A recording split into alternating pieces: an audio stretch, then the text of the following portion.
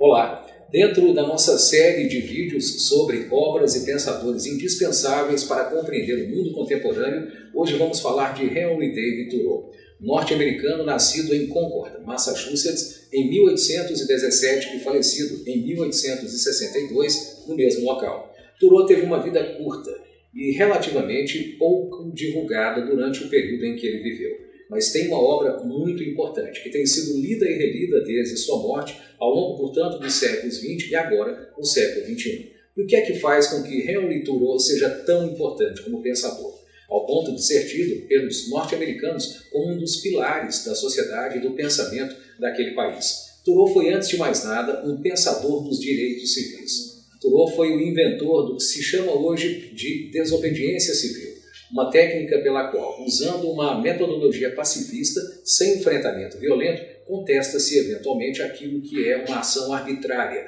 ou autoritária de qualquer governo instituído. Mas Thoreau foi muito mais do que isso. Além de ter passado uma noite na cadeia por ter se recusado a pagar impostos a um governo que ele acusava de massacrar os mexicanos, os indígenas, as mulheres, os negros e a natureza, ele foi também um autêntico descritor da natureza, um grande autor com recursos literários que nos mostrou a beleza das florestas, dos rios e de outros locais e que nos ensinou a amá-los, tanto nos Estados Unidos quanto em qualquer outro país. Thoreau teve o ponto alto da sua carreira literária no livro que nós chamamos de Walden, or Life in the Woods, e que ele batizou assim numa homenagem à região de Walden, onde há um grande lago, Walden Pond, durante, na verdade, o seu período de vida, muito frequentado por naturalistas e amantes da natureza. Pois bem, Thoreau decidiu que iria morar no lago Walden, construiu ele próprio uma cabana e durante cerca de 2 anos habitou ali. E durante o tempo em que habitou naquele local, ele próprio viveu a vida mais simples possível, com o objetivo de contrastar a sociedade capitalista do seu período e de mostrar que o homem precisa de muito menos do que se costuma dizer para sobreviver.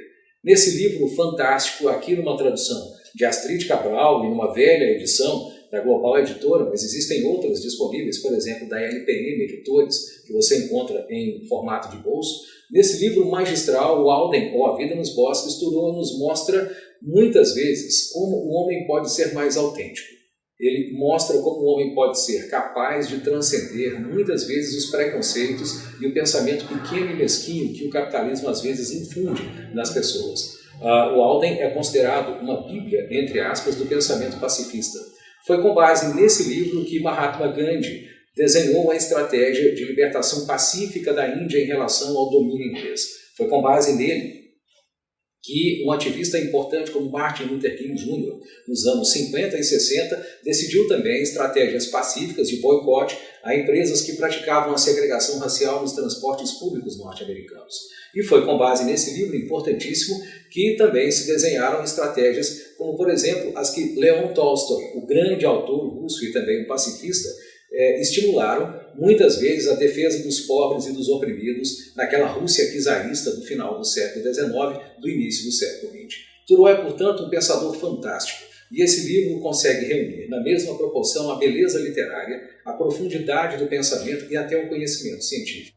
A influência que Thoreau demonstra, ou a influência que Thoreau teve no pensamento subsequente, no pensamento e nas práticas sociais e políticas que vieram depois dele, é imensa.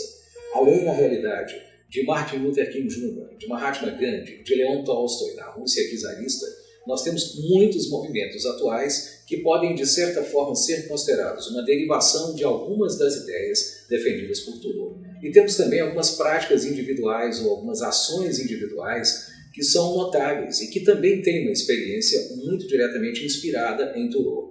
Uma delas é, na realidade, a do jovem norte-americano Christian McCandless, que batizou a si próprio de Alexander Supertramp e que empreendeu uma longa viagem pelos Estados Unidos, terminando na região do Alasca.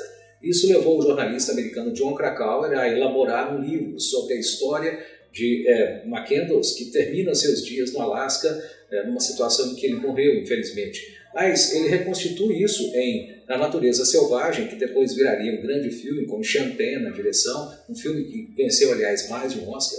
Ele reconstitui isso. E quando se lê o livro ou quando se percebe o que está no filme, vê-se que essa recusa de Christian McCandless, um jovem americano real. Ela se inspira diretamente no personagem Thoreau, que é um personagem também real e que na realidade tem uma contribuição enorme a dar a todas as pessoas que desconfiam do sistema capitalista, todas as pessoas que desconfiam da depredação da natureza, todas as pessoas que de alguma forma fazem aquilo que está na origem das injustiças, como por exemplo subjugar o homem, como por exemplo ignorar a justiça social.